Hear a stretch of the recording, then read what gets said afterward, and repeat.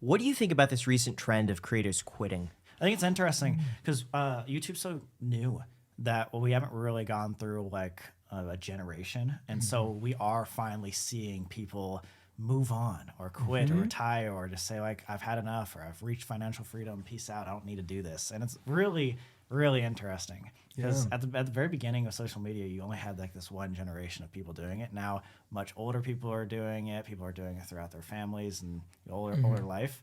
So I think we're going to see a lot more of it, actually. Like lot more people are retiring. Or like it's either there's going to be people that like quit completely, like Matt Pack. That's his name. Matt.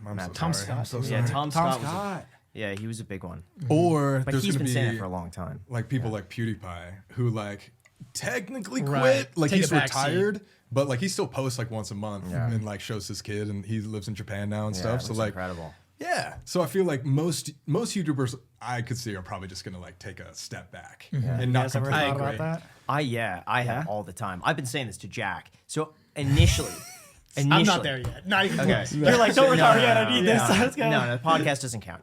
My initial plan was 2019. I was so burnt out. And I thought I was going to stop January of 2020. And when I mean stop, I was posting 3 videos a week. I had done that since late 2016. That's insane. And 3 videos a week for 3 years. And I thought, I'm going to stop in 2020 because I was just purely burnt out. And I thought maybe I'm going to post every now and then. And then I got to December and I said, you know what? I still got like a little more energy in me. Let me just go through April because that's my birthday. If I could just make it to April, then I'm fine. COVID happened. Everything changed in March of 2020 with the shutdowns. All of a sudden, it was finance. Everyone was at home. And that was the point. I'd not really gone full-time on YouTube until then. Because I was still working as a real estate agent, still posting 3 videos a week. And I think the combination of the two just like fried my brain. So COVID happened, and I'm like, oh man, I got to double down on this now. And I got this new wave of energy because there's so much more to talk about. Like I had been talked out of topics, but COVID happened, and all of a sudden every day was something new happening. And there's something new for me to talk about. I got so immersed in it. Jack joined the team shortly after that, and we were churning out 3 videos a week. And then I think it was 2021 or 2022. So it was like 2 years afterwards. I told Jack, hey man, I'm going to go from 3 videos a week, maybe down to 1. Maybe down to 1. And it was always December. And then it was December through April. And I always push it. And then in April, it's like, well, I may as well just make it through the rest of the year. And then make it an even year. I could stop when I started. And then now, this year, I've just, really for the last few months, I've gone from 3 videos to 1 video a week. Yeah. How does that feel It's been now? amazing. It's been, I still unfortunately have the same like stress level as I did before, posting 3 videos a week, posting 1. And the 1 video still takes me, I feel like as much time as I was spending for 3 videos a week. Yeah. But I found the performance of the 1 video a week has exceeded that of 3 videos a week. So all of my videos now are doing better because I'm posting less. So now it's kind of reinforced. 1 video a week is pretty good. But then I also like the idea of kind of going out at a high. Like I don't like the idea of like you watch your views decline and decline and decline, and then it's like, all right, finally, let me throw in the towel because it's not working. I like the idea, like what Matt said, is like we're going out at the top. I want to be able to control this, and I feel like you have more power to say, hey, this is the best it's been. Our views have exceeded what we've ever done, and this is the point to call it quits. I think there's something really powerful in that of like taking charge, and you're the one in control of that. But for me, the podcast, I see that having like at least another 10 years. Oh, for sure. No, we've talked about that a lot, at least like this year, seeing other people do that. It's like, we don't want to be those YouTubers that like, okay, let's say right now, get a couple million views. We don't want to be those people that are scraping by at 10K views just because we need to turn out a video. We definitely would want to, if we start to see like a decline or more so if we start to have a decline in passion would be. I think that's the real thing, because if you're obsessed with it, even if it get 1 million views versus 10, like if you're just so enthralled with everything you do, I don't think it really matters. But if that you lose that passion and maybe people sense it, and because of that the views slowly decline, and then it's like this negative reinforcing thing where it's like we feel less good about it and it's getting less views, which makes us feel less good about it and gets us less views, and then it's just like self-perpetuating after that. Yeah. It is an interesting concept of this whole like, you still feel as stressed 1 do. video versus 3. We went from posting every single week to then we did like series content where we'd post like every week for a month and then take a month off. Every week for a month, take a month off. Then we'd posted just every other week for a year, and now we post once a month. But in all of those changes, I don't think stress level has changed all that much because we'll just put more effort into that one video, or we'll just fill our time with other things. That's something we've talked about a lot this last year and a half, because we were very, very afraid of burnout about a year and a half ago. And we're just like, I don't think this is sustainable at this amount of pressure and work for very much longer. So that's why we changed a lot this last year. We're just going down to like one video a month. Yeah, we didn't. I don't know. I'm curious if you guys like your schedule or whatever, but truthfully, like until now, we have never had weekends free ever. Work every single day for like 10 Every years. single day there was, and not saying like we would do a 9 to 5 on Saturday and Sunday, but we would definitely have to work and do a bunch of little things for sure, like on the weekends for years, like a decade pretty much. Which doesn't mean it wasn't fun. We love our work, and there's like a lot of really good things about our work. Or maybe our work was we were on a filming trip, and so we were like, you know, doing videos, which are much more fun than sitting at a desk. But there's a lot of times on the weekends, like we wouldn't see anybody, and we just edit like all the time and stuff. So it's just gotten to a point where we're like, all right, if we want to do this a long time, and we want to keep the passion up, we got to figure this out to where we have some free time. We balance social life, because that was the real painful part of the last like 2 years, was social life, and just feeling like you had a connection with other people was declining. And we were like, that's just because we're not around. Like, how are you supposed to have a relationship with somebody if you're just not around? It was interesting because our like YouTube career and like every other business that we were doing was like skyrocketing, and we were getting like the best numbers ever or whatever, but we had like no social life. Like we were just like, we were kind of sad, like being like sitting at home. Like obviously in Vegas, like we would talk to you, and we have like the Project Fear guys, you met them or whatever. Like we have a couple friend groups out here, but you guys are super busy as well. And so there was a lot of times where, we were just kind of like, is it like, what is the point to be like working this hard and not like reaping any of the social rewards from it? You know? So I heard a quote. It's like, we work so hard to get money for then money to be used on all the things we can't buy. So it's like, essentially we're working so hard to get all the things that we can't buy, which is really interesting. And I want to know what your guys' plan is for 2024, because I know this last year you guys had the most success you've ever had. You guys have had your own personal struggles, harder than anything else possibly that you've encountered in your life. How are you going to change 2024? And like, are you going to continue to be okay to sacrifice personal time, enjoyment, vacations, trips, etc., for the business? Or how are you going to draw that line? And is this like conversations that you guys are actively having? Yeah. So we, shout out Kong again.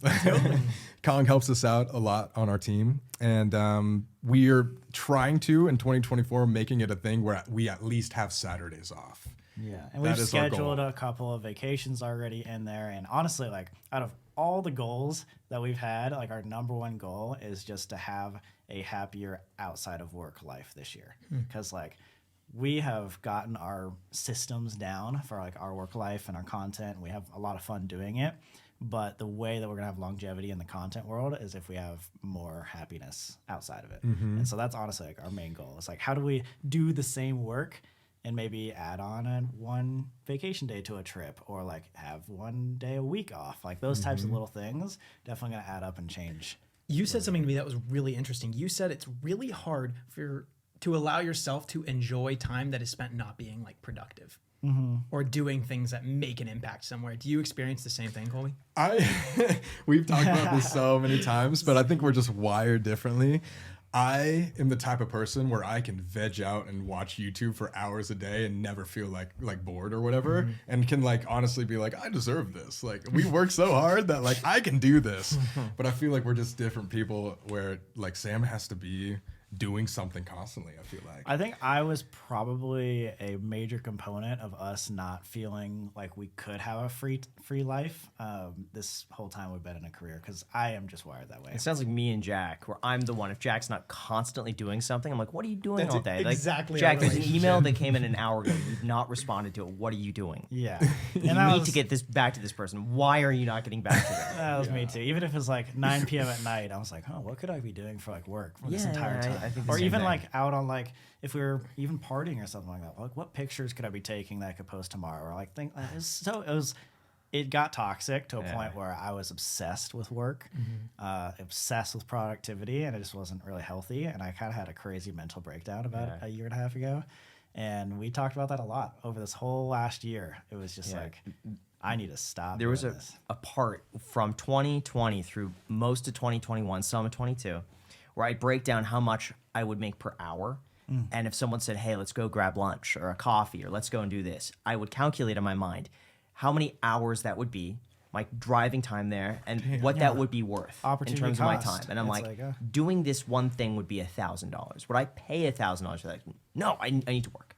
But that kept me from like adding up the opportunity cost of everything in my life. But then what is the value of just genuine free time? You know, it's like, Well, at the time, I thought it was a worthy sacrifice where I'm like, I know this is not going to be forever. So right now I need to put my head down and just keep working because I know it's not going to be a forever thing. So let me just, the going's how I thought good. too. Yeah. it's like double down. Oh, things are going better. Triple down. Oh, Yeah, things are exactly. going better. Quadruple down. That's yeah. always it, how I it was thought. weird because I've always told Jack, like, hey, when views are down, you double down. But when views are really good, you also double down because you want to continue that momentum. And So it's like, always double when do down. you slow Never down. ends. Never ends. I like to make the conscious decision. The And that was, go-to is double down. With the health issue, with everything that's happened like this last like year, it was a major slap to the face of being like, your time here is not forever. So if you don't actually use it and you don't enjoy it, then what the fuck did you like gain from working so hard? Yeah, like, we're so lucky to be like well off and being able to have like as much free time as we want because we make our own schedules at 27 years old. So it would be stupid not to, live lavishly and like experience that I've always freedom. felt 35 is the age you take the foot off the gas. Yeah, You know, but if that's you're like when working from you- 20 to 35, like head down, no fun.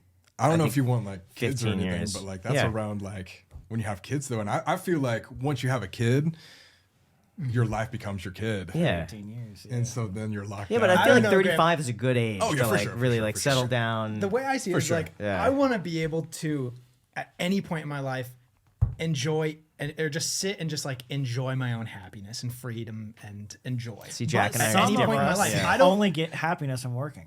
That's true. Too. only get happiness. For a long, long ass time, I would be super unhappy if I was just like, Oh, I if, get like, depressed. If I don't like, work, I'm just like, depressed. yeah, I get There sad. were like sometimes we're like, oh, we're done with work at 5, and I would fucking panic. It's like, now what I would be do like, you do? what No, do let's I do? do more. What do I do? Like, I'm sad. Well, now we could do this thing and this thing, and we could brainstorm ideas. So what's next? Exactly. That's love really doing that. interesting. Insane. From the opposite. And how happy were you when you were working? Like extremely happy. Yeah, because I felt that purpose. But as soon as I didn't have that, I it's just felt being no productive. purpose. That's what Grant Cardone says: is that being productive is the leading You will be indicator of happy happiness. to the degree that you are productive. Yes. is what he says. Yeah, and so when his daughter said, or when we asked his daughter, I asked Grant. I Yeah. was like, "Do you want your daughter to be happy?" And he says, "No, I want her to be- want her to be productive." Whoa. Yeah, And with he his said- daughter in the Yeah. room, and she's like 14. she's 14 years old, but he says if she's productive, she will be happy. So I productivity do believe first. that. Yeah. But I think you can find being productive in other ways. Like now, like when I look at it, because I've had a switch in my mindset, when I do go out with friends, I find that productive for my social life and my well-being and my happiness for the job. Because if I don't have that, then I'm going to get burnt out. And so like I have been But it able still to... ties into the job. Exactly. But it's my way of letting myself have freedom for Or now. working out. What about Working that? out. Like, yeah, Just being like, I'll go productive. on a run, although that's not making me money. It's productive in my health or something like that. Or even like as crazy as it sounds, like starting a hobby is productive because you are like feeding a different part of your soul that can allow you to do more work because you're entertaining it. You know? Yeah, I agree with that. But it's just interesting. I'm curious if you guys have the same mindset. But like when I was like growing up, like all the way up until high school, my goal was just like, okay, I think like the best thing possible is to like make as much money as possible, and then I'm gonna retire at 30, and I'm gonna live like doing nothing for the rest of my life. That's gonna be great.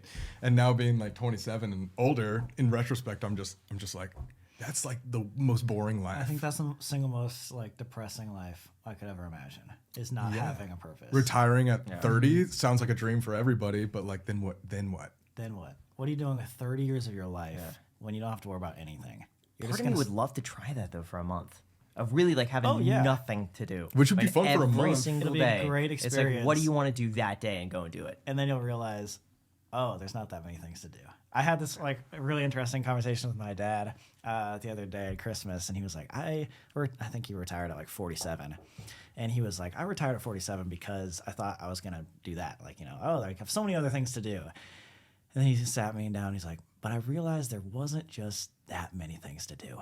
So like, if I had to take it all back, or if I had to suggest to you, I would say never retire. Because like, yeah, you can go golfing, or you can take a vacation, or you can get into all these other little hobbies you would, but there's actually not that many things that you're not doing currently that you'd be interested in. It might change if you have a family with like young kids. For sure. Maybe True. that might skew I agree, things I a agree. lot. But then they But grow then up, those are and things then- to do, But then you're also occupied with that. And I do think that's why a Yeah. lot of people have kids. It's just something to do, something to focus. It's purpose. Yeah. And 1,000%. No, I think your life at some point becomes your kid's life, and then like when they go to their baseball games, basketball, whatever games, like that's what you do. Like that. Your life is their life. That's your purpose. Yeah.